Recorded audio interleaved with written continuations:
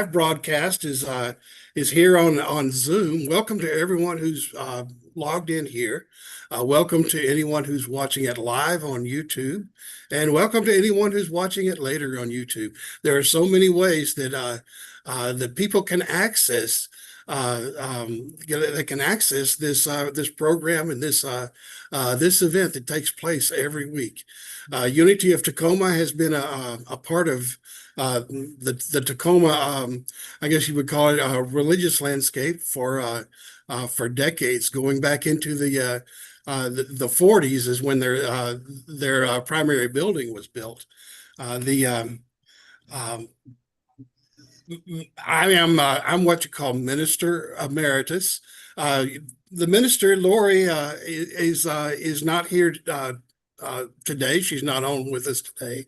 I hope she's enjoying her day and taking care of herself. Well, I was minister at Unity of Tacoma for 15 years, and I've maintained this and developed this monthly connection, and I really enjoy it. I enjoy being with you. I enjoy speaking with you, and having to think of this stuff again in a way that's organized. Um, I have a tendency to learn new stuff, and then I need to go tell somebody. And and boy, do y'all get the end of that.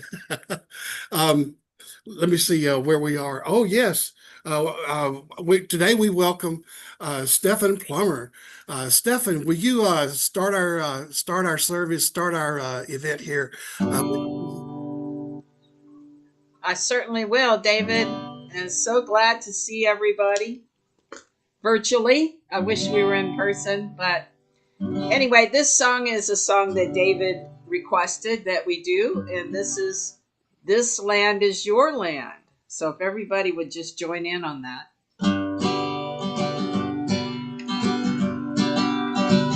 This land is your land, this land is my land, from California to the New York Island, from the redwood forest to the Gulf Stream water. This land was made for you and me. As I was walking that ribbon of highway, I saw above me that endless skyway. I saw below me that golden valley. This land was made for you and me. This land is your land, this land is my land, from California to the New York Island, from the redwood forest to the Gulf Stream water. This land was made for you and me. Well, I roamed and I rambled, and I followed my footsteps to the sparkling sands of her diamond desert. And all around me a voice kept sounding, this land was made for you and me. Oh, this land is your land, this land is my land, from California to the New York Island, from the redwood forest to the Gulf Stream waters. This land was made for you and me. One more time. This land is your land, this land is my land, from California to the New York Island, from the redwood forest to the Gulf Stream water. This land was made for you and me. Oh yeah, this land was made for you and me.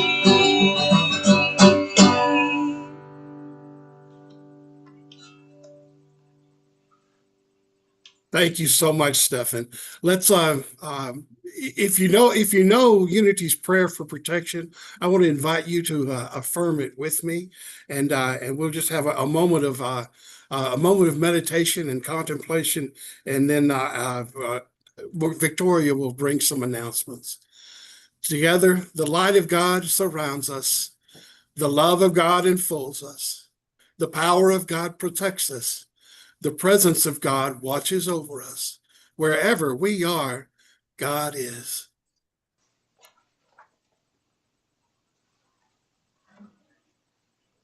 We give thanks for this day. We give thanks for this opportunity to come together and to contemplate what it means to be alive in this world at this moment. So it is. Amen. Victoria, you have some announcements. I do. Good morning, everybody. So glad to see you. We had a wonderful person-to-person event yesterday. And we had an hors d'oeuvres potluck, finger food. A wonderful time of sharing and reconnecting. It's kind of like we've got the best of both worlds. So the main announcement I have is in our ongoing outreach program of wanting to feed the unhoused of Tacoma. We are going to be making sandwich sack lunches on September 13th. That's the second Saturday of the month in September.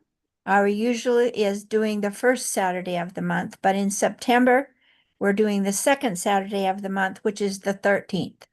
We'll be at the corner of South 54th and South Tacoma Way in the Surge building, and that's 5401 South Tacoma Way. There is parking in the rear, lots of it, and we enter from the corner of 54th and South Tacoma Way. We are anxious to have more and more volunteers come. We have a really good time. We turn out 100 sack lunches and get them delivered to people in need. And we have a great time of sharing and friendship and a way of giving back in the way we can here in Tacoma. So everybody have a good week. That's it for me right now. Thank you so much, Victoria. And now Stefan is going to take us into our message with music.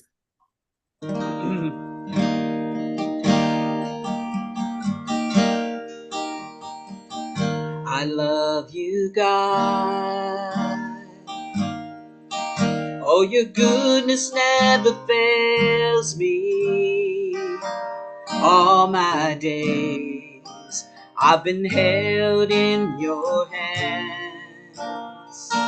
From the moment that I wake up until I lay my head, I will sing of the goodness of God. All my life you have been faithful, and all my life you have been so, so good. Every breath that I am able, oh, I will sing of the goodness of God. I love your voice. You have led me through the fire in darkest night. You are close like no other. I know you, Father, Mother. I know you as my friend. Oh, I have lived in the goodness of God. All my life you have been faithful, and all my life you have been so, so good. With every breath that I am able, oh, I will sing of the goodness of God. Your goodness is running after me. goodness is running after me. Oh, your goodness is running after, it's running after me. Yeah, your goodness is running after me.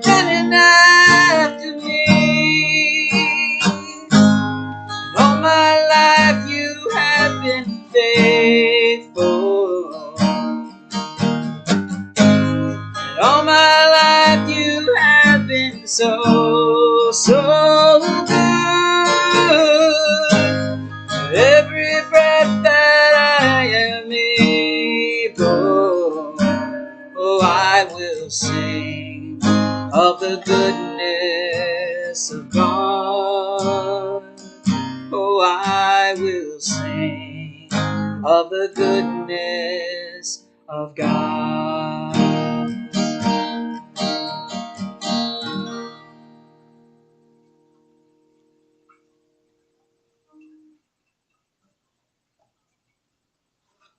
Thank you, Stefan, for that beautiful song. Um, the It completely threw me off my message because it's so good. I have to talk about that for a minute, and then we'll get to my message. Unity has a place in the Christian the variety of Christian movements, and a big part of its place is metaphysical Bible interpretation. Unity's co-founders, Charles and Myrtle Fillmore, but especially Charles, who was the prolific writer. Everything he did was based on a Bible interpretation, and in that philosophy, God is a principle, just the principle. And he writes about it in a variety of ways, but I always thought of it like this, as Stefan was singing. You can always count on that God. You can always count on that principle to be unchanging. We're in a universe that changes, and sometimes it buffets us, and it bats us around, and it gives us big surprises that we weren't expecting. But the idea is that principle at the center is unchanging. And I believe I hold that as a concept, and as part of my personal philosophy. But what's really weird is that unchanging principle is change itself. It's even the principle is not unchanging. It's the principle is change, and our work is to find the deeper part of ourselves, and to find it in ourselves, to change along with the change, so that we're part of the current world. If the world around me changes and I don't change, then I'm part of the past. I'm not even part of the present. I'm going to have opinions about the present. I'm going to have ideas about the present. But if I'm not changing along with the world, something's going on. And that has sparked the idea for this week's message. A couple of things sparked it. My message is titled, "And Justice for All." Kind of a theme here. Justice is related. The concept of justice is related to the idea of fairness. It's related to the idea of even-handedness, of making whole. And I'm not going to make you watch the monkeys video again. You know the monkeys video I'm talking about with the grapes versus the cucumber, and the monkey that throws a fit. Everything on this planet has a need for some kind of even-handedness in their group, especially all of the animals that do function only in groups, and humans are one of those. A human can survive on his own, on her own, but it's not the way it's not the way we're designed to live. Justice is a need. It's a need that is wired in. Here's the thing: we can't evolve past the things that are wired in. We cannot in this life evolve past the things that are wired in. Evolving means becoming aware of those things that are wired in. So talking about them, understanding them, so that we can make our way in this world. And what comes to my mind when I'm thinking about justice and what it really means, I'm watching I'm watching things on the news. I'm watching the court cases. I'm watching the Supreme Court, and I do deep dives into history and look at the idea of justice. And I used to have an idea. That I had my finger on justice. I knew exactly what it was, and it's not revenge. But I don't think they're that far apart. There's part of us that yearns for justice, is the part of us that can take that energy and seek revenge. And it's an uncomfortable topic sometimes, but it's the faculty of judgment, which was mentioned a little earlier today. That faculty is so important. It's where we make our choices. Unity has changed that format that was set down by Charles Fillmore and calls it now the faculty of wisdom. I don't argue. I prefer judgment, because we do have to make that choice. Justice. My mythological idea of justice today. You've all seen the statue, the woman with a blindfold, and she's holding the scale, and the scale is balancing out, and that's the representation of justice in this world. The mythological character I found was in a silly, stupid movie that you shouldn't watch if you're bothered by language. It's called Jay and Silent Bob Strike Back. And there's a character named Justice. She has a tattoo of the scales, and she's throughout this movie is the one who finally says what needs to be said, does what needs to be done to bring justice to the situation. That director is just a genius, and it's hidden by fart jokes. That's really what it is. Anyway, I did want to mention that we have a basic conflict going on within us. Am I functioning as the individual, David? Am I fully powerful, fully strong, fully wise, fully sustained in and of myself? Or am I an agent of a group? Am I simply part of a group? And if I do my part, if everybody does their part, that's when we're whole, and that's only when we're whole.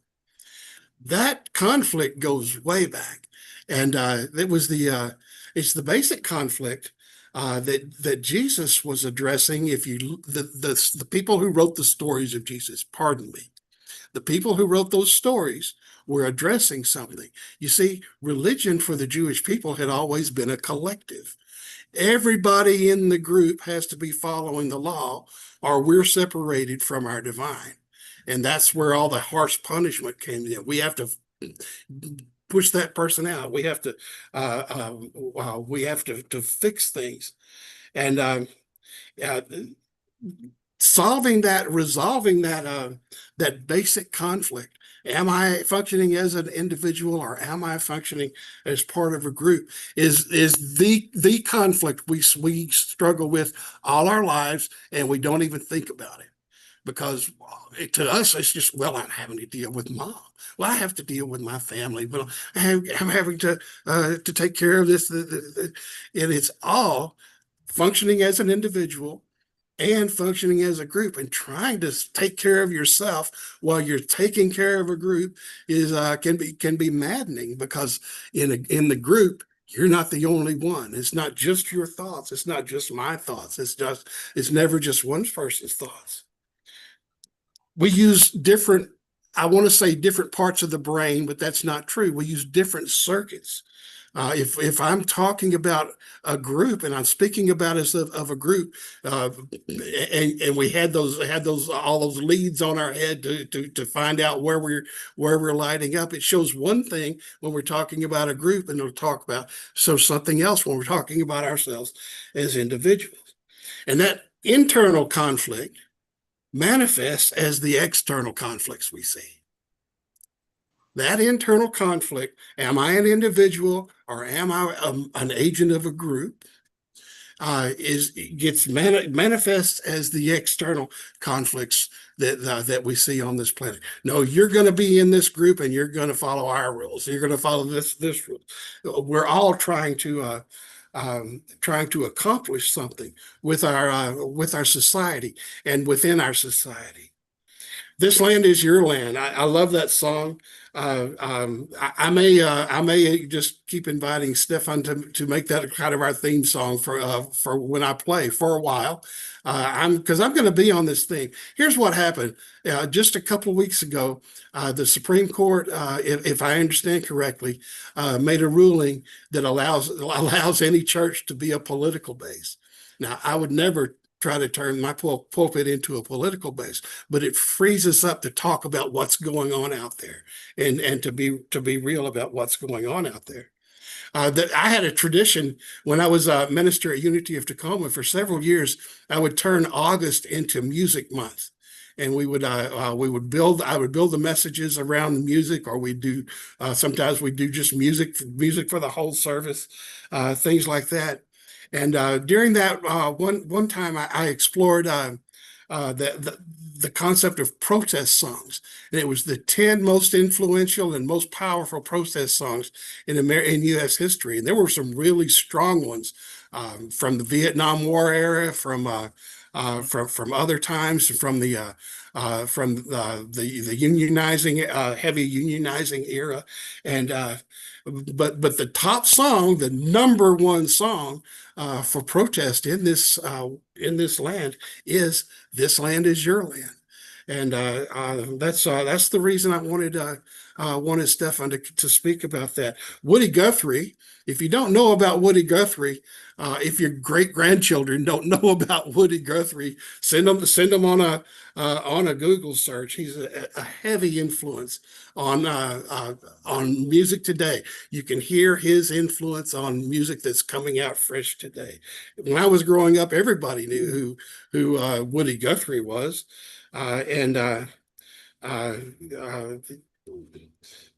he had a guitar that said that had painted on it, "This machine kills fascists." This machine kills fascists, because that was the purpose of his music. That was the purpose of his art.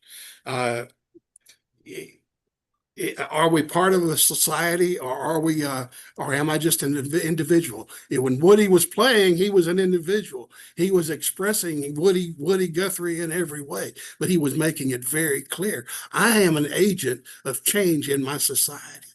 I am here to be an agent of change, and that's I just admire that so much, I guess is what I want to say.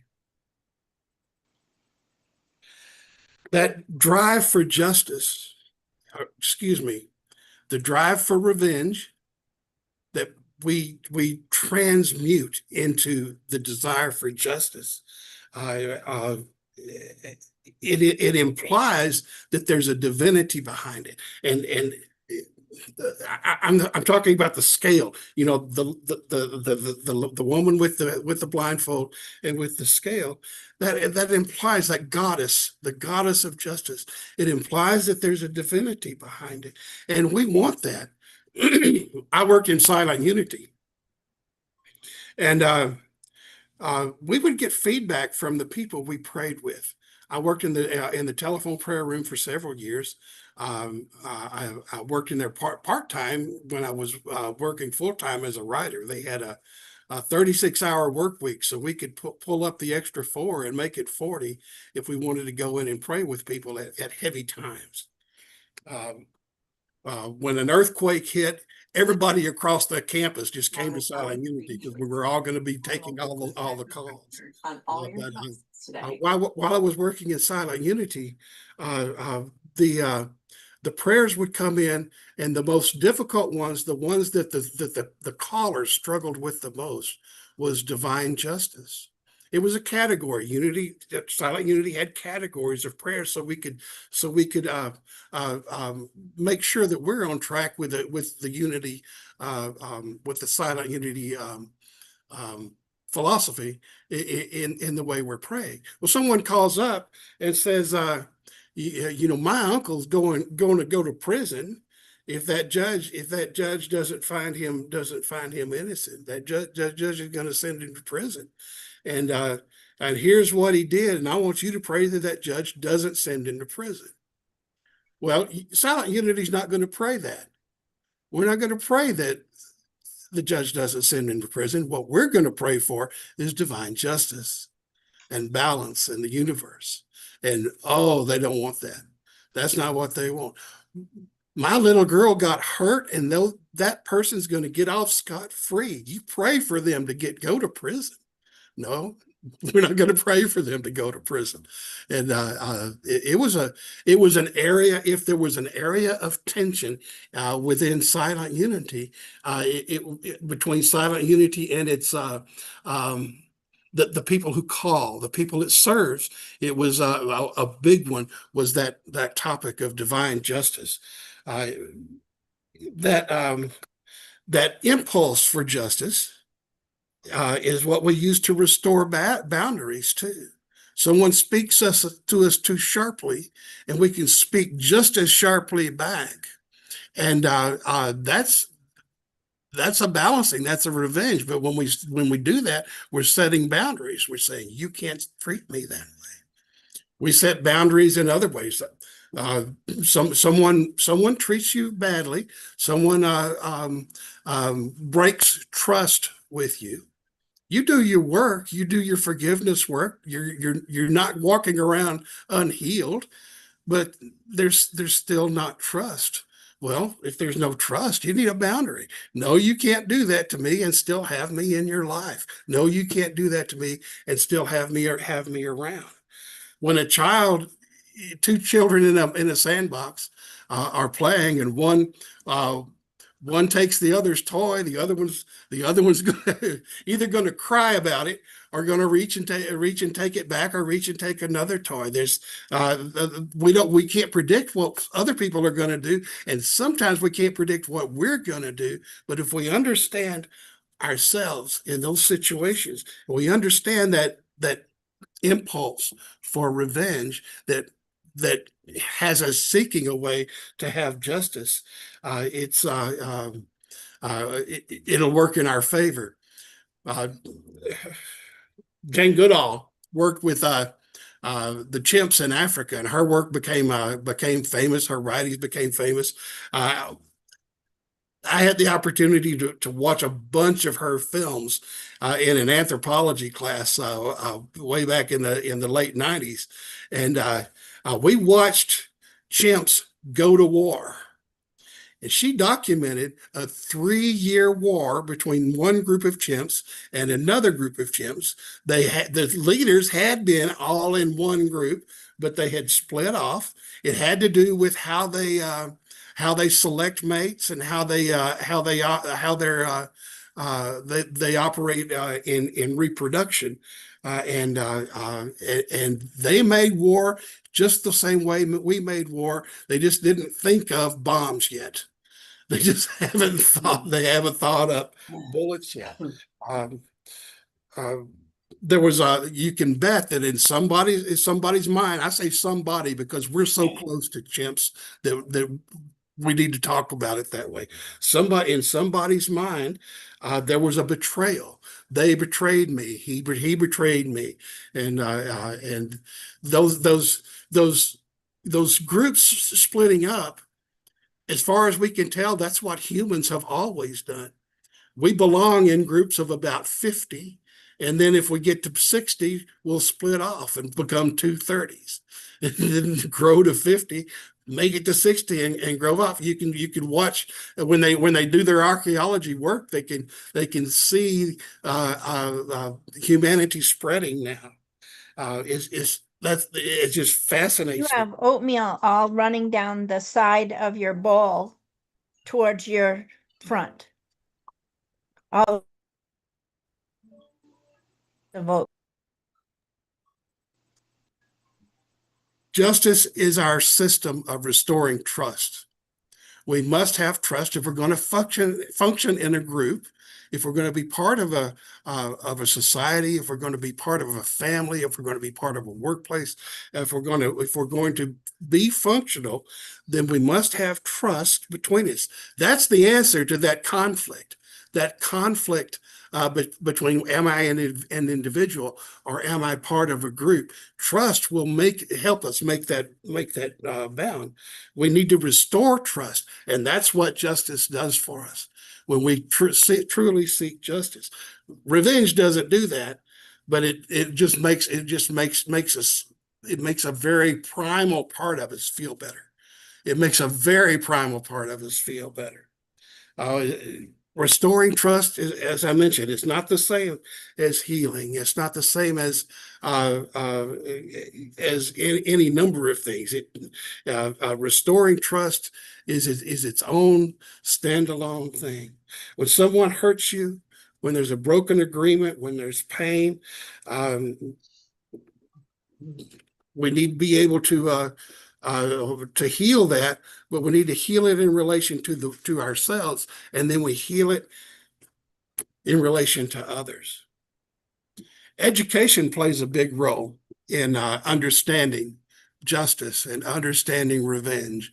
I guess there's a law that when you turn 60, you suddenly become interested in World War II. It's kind of a law. If you're a male and you turn 60, you all of a sudden get interested because boy, I sure did. I didn't see Band of Brothers for about 10 years after it was made, maybe even longer. But that just sent me down some rabbit holes, and I've taken a close look at how things degenerated into what you would call the Third Reich, into the German the Nazi regime. Do you remember taking field trips when you were a kid? Mhm. I took field trips. My great grandchildren live in the Independence, Missouri area, so they go to the Harry S. Truman Library, and they learn the good things about Harry Truman. They learn some things that are not so good because those materials are in the hands of professional historians who aren't there to cover anything up. They're there to present it. They can learn a lot of good things at the Truman Library, and they're also in Kansas City. There's a World War I national monument. The National Monument to World War I is right there in Kansas City, and it's a center of events and things that take place. They can go there. They go to the zoo and they learn about balance in the environment, how things can bring, if you would, justice to the living world. But there's something they don't get to do that some children in Europe get to do. Kids in Europe gets to go to museums, they get to go to libraries, and they probably get to go to zoos, but they also go to Auschwitz and Mauthausen. They go to those places. And I was reading an article about some school children getting off the bus at Auschwitz and then lining up to go in for their tour. And the first part of the tour is, this is where they got lined up for selection. You live, you get worked to death. You live, you get worked to death. I mean, you die now, you work to death. You die now, you get worked to death. That's where the selection was made. They get to learn that right there at those places. And what it results in is a completely different view of the world. Kids growing up in Europe who are now adults have a completely different view of their own history than we have. And we were part of that history. We sent people over there. We uh, we did a part that had to be done, or it would have just gone on and on. When I did a little bit of a deep dive on in books about uh, uh, Reinhard Heydrich, who was the Nazi. He was a Nazi commander who was in charge of creating the Einsatzgruppen, and he created the idea of just lining people up and shooting them. That's how we solve it. We line people up and shoot them. We line people up and shoot them. And when that didn't work, he was the one that thought of gas chambers and trains, and he made the plan that got carried out for that.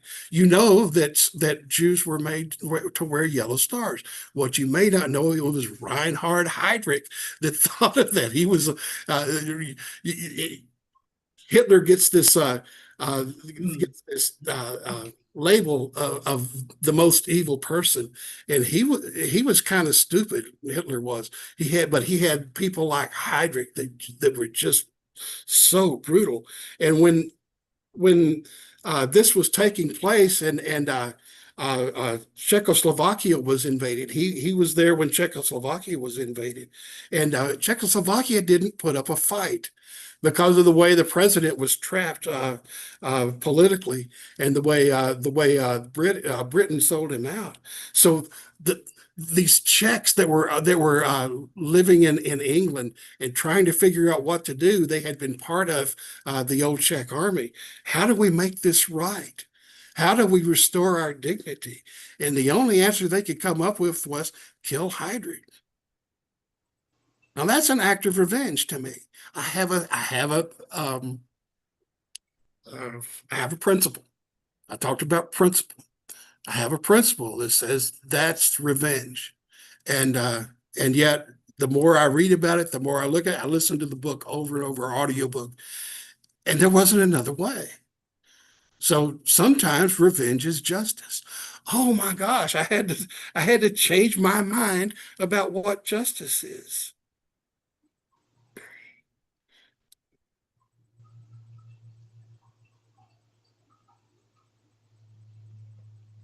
We make an assumption. There's an assumption made in unity that was addressed and expressed in silent unity, and it is that the universe always balances itself. And sometimes it doesn't. And especially when if we're going to be agents of change in the world, if we're going to be agents of balance in the world, then we have to be willing to be part of that balance. Even if I just got my jury duty notice, if I want to be part of real justice in the world, I need to be willing to play. I need to be willing to go along. And our first part of that, our first step in that is to simply become clear within ourselves. The first tool for that is meditation. Just contemplating the concept, contemplating the idea. We're going to do that in a moment. I want to invite Stefan to take us into meditation with music.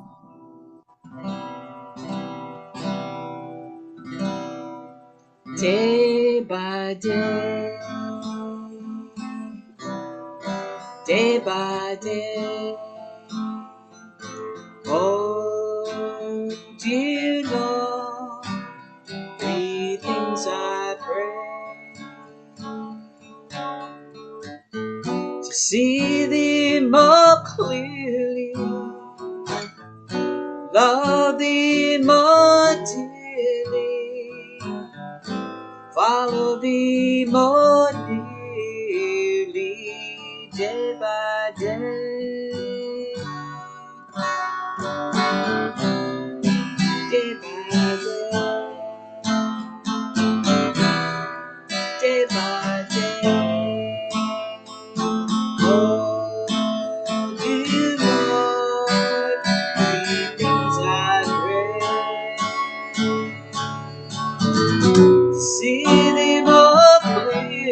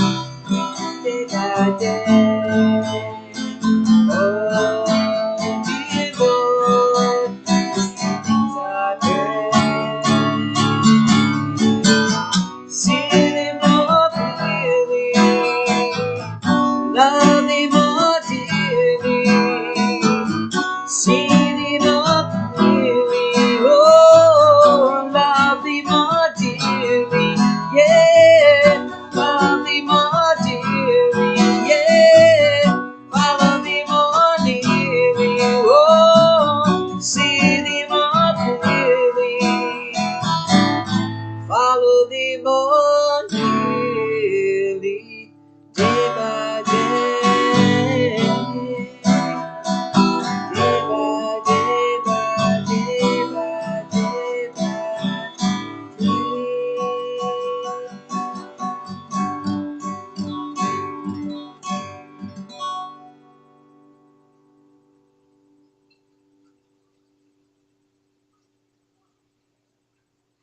Day by day, we make our way. As we relax into this moment and this time, I invite you to just relax your body, stretch or move any part that needs to be moved. We need time with our body. It restores our connectedness to our body. When we move our body and when we're aware of the pieces, the parts that are moving, tense it up and then relax it completely.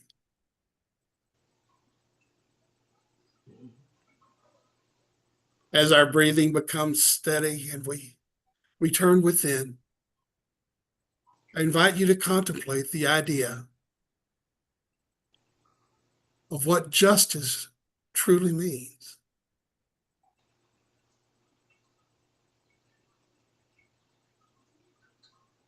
Not to look for a specific outcome, with the simple contemplation, asking the question and just letting the question sit there.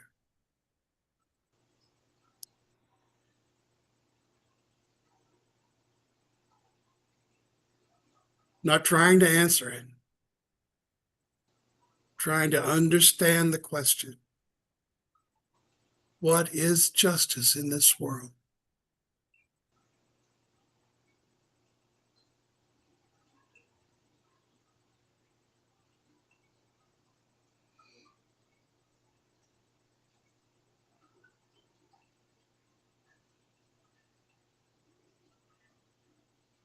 The deepest ego part of ourselves want to believe we know what justice is.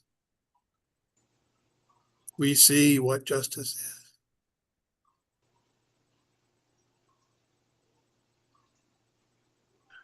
That part of us can't be separated from our own needs, our own desires.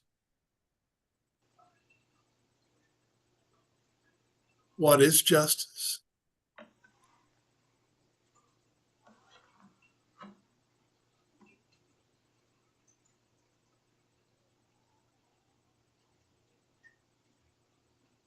Does justice always mean one child gets a piece of candy, so every child gets a piece of candy? When does it not mean that? Why? What is justice?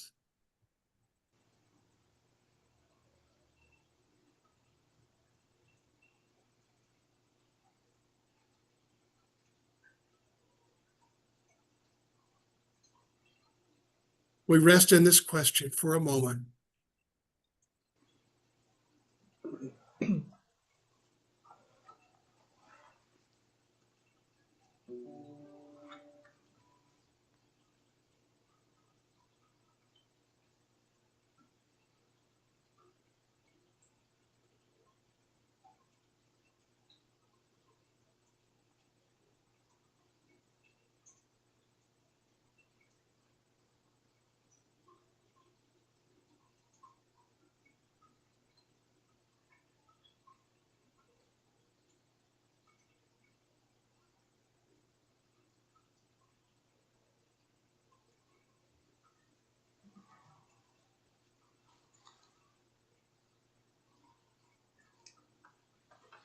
We give thanks for the principle of change. We give thanks for every opportunity to learn and to grow. We give thanks for the assurance that we have and we are all that we need in this world to create justice, to understand, to move as part of our society. And so it is. Amen.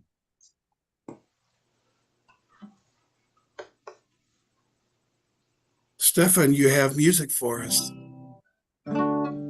Yes. So you've inspired me to do another song. It's, We Shall Overcome. Please join me.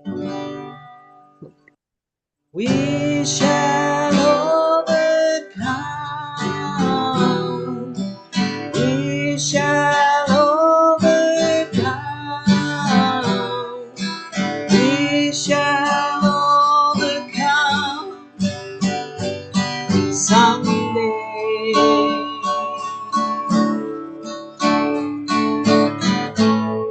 Deep in my heart, I do believe that we shall overcome someday.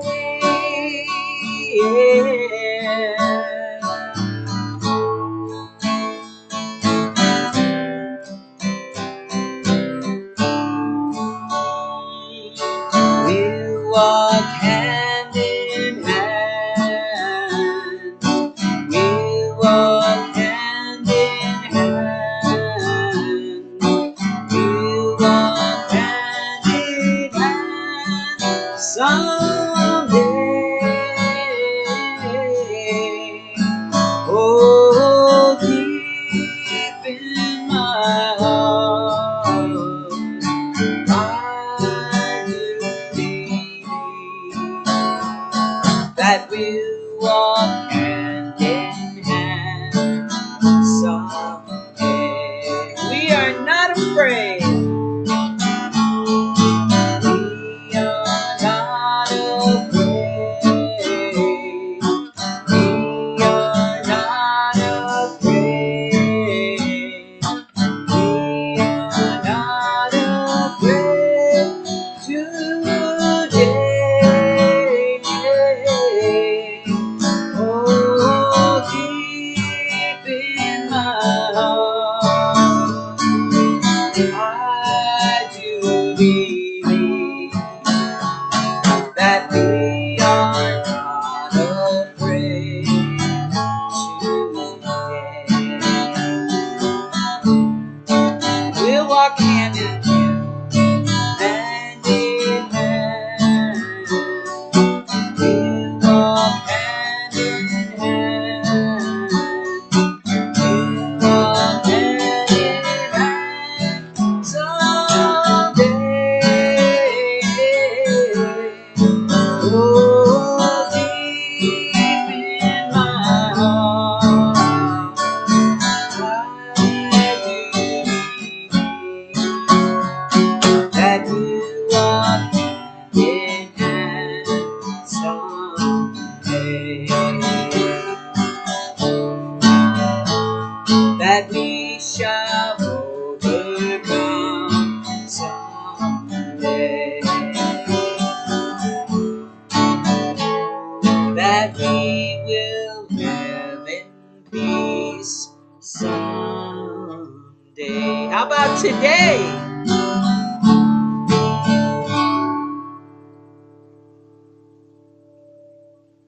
Thank you so much, Stefan. That was perfect. I want to talk just a minute before we close with our closing song, "Let There Be Peace on Earth." I want to remind you to consider how you're supporting your spiritual community.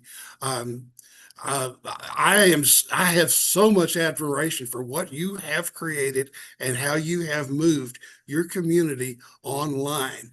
And if you're watching on YouTube, if you're connecting in any other way, go to the website. There's a button there. There's a place where you can support. You can provide your support for the community.